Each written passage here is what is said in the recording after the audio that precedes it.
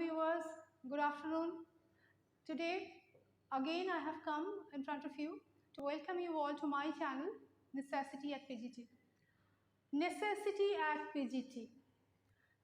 Today my intention is to focus on in front of you to welcome you all to my channel Necessity at PGT. Necessity at PGT. Today my intention is to focus on grammar,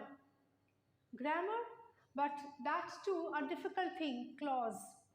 आज मेरा इरादा है grammar सिखाने का, वो भी एक बहुत ही कठिन चीज़, एक डिफ़िकल्ट चीज़, वो है क्लॉज। आज একটু ক্লজ শেখাতে চাইছি।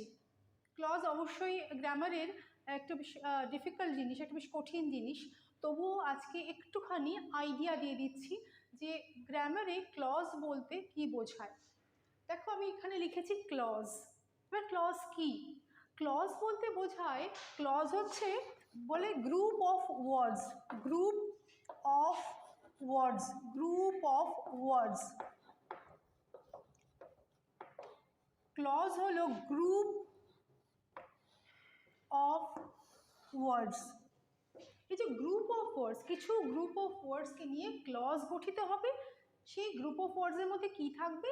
সেই গ্রুপ অফ ওয়ার্ডসের মধ্যে সাবজেক্টও থাকবে, আবার ফাইনাইট ভার্বও থাকবে। তাহলে এই যে গ্রুপ অফ ওয়ার্ডস বলছি, তার মধ্যে কী থাকতে হবে? Subject plus finite verb,